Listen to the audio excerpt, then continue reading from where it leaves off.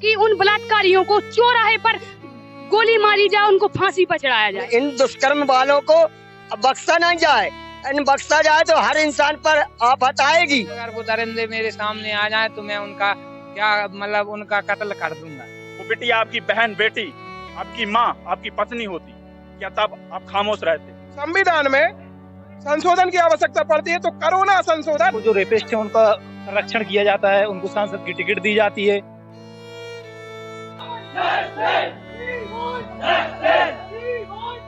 हम लोग उस बिटिया के लिए न्याय चाहते हैं कि उस बिटिया को न्याय मिले और जिन दरिंदों ने ये घटना की है उनको तत्काल फांसी हो। क्या कहना चाहेंगे? जो इतनी बुरी तरीके से और निर्मम तरीके से इन लोगों ने कुकर्म किया है, उसके लिए हम लोग बीच चौराहे पर उन सभी को फांसी टंगना चाहिए और वहीं गोली मार देना चाहिए ऐसे दुष्कर्म करने वाले लोगों के लिए।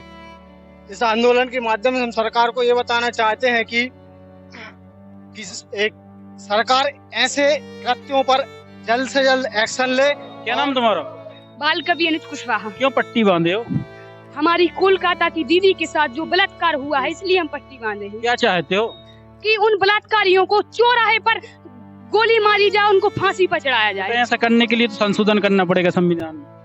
तो करना संविधान में ऐसे तो हमारी बहन बेटियों के साथ बलात्कार होता रहेगा। जब तक किसी नेता की बेटी के साथ नहीं होगा नहीं बदलेगा संविधान। हाँ, ऐसे तो हमारी बहन बेटियों के साथ होता रहेगा, हम लोग देखते रहेंगे। तो विश्वास से नेता समझेंगे। अब नेता तो देखते हैं, लेकिन हम इसी तरह हंगामा एवं इसी तरह आंदोलन करते रहेंगे तो नेताओं को समझना पड़ेगा। काफी गुस्सा है आपके अंदर। जब मेरी बहन बेटियों के साथ ऐसा किया जाएगा तो गुस्सा तो रहेगा ही। पिछले थे कोलकाता में जो घटना 20 वर्षीय जानकर बिटिया के साथ घटी, उसके बाद हम लोग ने भी एक न्याय के लिए आंखों पर पट्टी बांधकर, और आंखों पर पट्टी बांधकर इसलिए ताकि जो ये पूरा सिस्टम अंधा बना है, हमारा जो समाज ऐसा हो चुका है कि जो अपने आसपास गलत होकर भी मौन रहता है, उसका प्रतीक हम लोग लेकर निकले कि पट्टी आंखों से हटाओ और जब भी ऐसी घटनाएं हो उन पर आवाज बुलंद करो। ईश्वर न करे, प्रकृति न करे, वो बिटिया आपकी बहन, बेटी, आपकी माँ, आपकी पत्नी होती, क्या तब आप खामोश रहते? ऐसे दुष्कर्म से, ऐसे दुराचारियों को फांसी से फांसी दी जाए, अपराधियों को अधिक से अधिक फांसी दी जाए। देखने में तो आ रहा है कि वहाँ पे बचाया जा रहा है। बचाया जा रहा, अपराधियों बचाया जा रहा है तो बचाने वाले के भी फांसी दी जाए। वो भी अपराधी है जो बचाता है, जो दुष्कर्म में दोषी है, वो दोष है, जो दुराचार है, दुष्कर्म है। इससे बढ़ के दुष्कर्म क्या हो सकता है?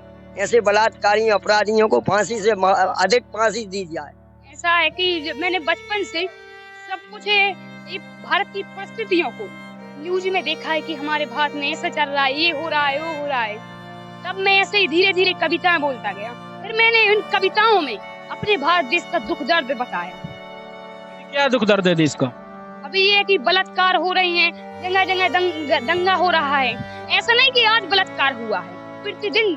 अभी परम आदरणीय सम्माननीय दिग्पाल सिंह दिग्गी दादाजी ने बताया कि प्रतिदिन 16 बलात्कार होते हैं। क्या कहना चाहेंगे भैया? बच्चा इतना आक्रोश है, आप लोगों के अंदर भी है आक्रोश?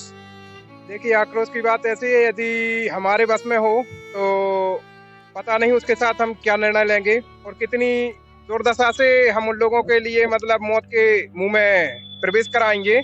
और मन तो इतना आक्रोशित है कि जितना भी मतलब कठिनतम से कठिनतम सजा हो सकती है उन व्यक्तियों को दी जानी चाहिए, और प्रत्येक दिन उनके लिए आसानी से मौत नहीं दी जानी चाहिए। जितनी भयानक हो सके और जितनी लंबी हो सके ऐसी मौत उनको देनी चाहिए। और दुख तब होता है, अपराध होते हैं लेकिन दुख तब होता है जब हमें न्याय नहीं मिलता। न्याय के लिए हमें ऐसा संघर्ष करना पड़ता है, युवाओं को कोने कोने से आगे आना पड़ता है, तब हम लोगों को न्याय शायद कहीं गुंजाइश बनती है कि न्याय मिले।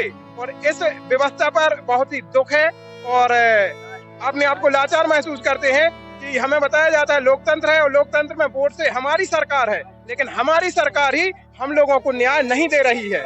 ऐसे केसों में फांसी होना चाहिए। इसके लिए यदि संविधान में संशोधन की आवश्यकता पड़ती है तो करो ना संशोधन। मैं बताऊं आपको कि पश्चिम बंगाल में पुलिस प्रणाली ममता बनर्जी के हाथों में है, लेकिन वो ही विरोध प्रदर्शन कर रही है उस बलात्कार, उस जो घटना हुई है। तो भैया ये कौन से ढोंग धतूरे हैं कि पुलिस भी तुम्हारी है, पूरा सिस्टम तुम्हारा है पश्चिम बंगाल में, और तुम ही विरोध प्रदर्शन कर रही हो। ये ढोंग क्यों किया जा रहा है? पुलिस अभी तक जांच नहीं कर पाई, इसलिए सीबीआई को ट्रांसफर कर दिया है, और ममता बनर्जी प्रोटेस्ट कर रही है। तो कहीं ना कहीं ये ढोंग वाले काम बंद करनी चाहिए, और असल में इन नेताओं को, शासन प्रशासन को ईमानदारी से काम करना चाहिए, और ऐसे हथियारों को खुल्लम खुल्ला सूली पर चढ़ाना चाहिए।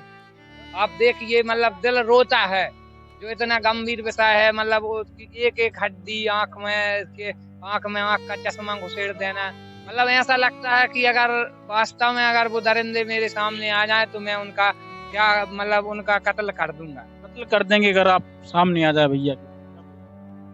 सबसे बड़ी समस्या हमारा सिस्टम है, देश की राजनीति इतनी गंदी राजनीति हो गई है कि ऐसे ऐसे लोगों को जो रेपिस्ट है उनका संरक्षण किया जाता है, उनको सांसद की टिकट दी जाती है, उनको जेल की बजाय उनको खुला आजाद छोड़ दिया जाता है, और जो रेपिस्ट होते हैं इनको ऑन द स्पॉट सजा देनी चाहिए। जैसे कंफर्म होता है कि ये अपराधी, उसको तुरंत चौराहे पर फांसी लटका देनी चाहिए, ताकि लोगों के अंदर डर पैदा हो। और जब तक ये डर पैदा नहीं होगा तब तक ऐसे अपराध बढ़ते रहेंगे। जघन्य अपराध ऐसे, ये निर्भया कांड है, पूरा देश प्रोटेस्ट कर रहा है।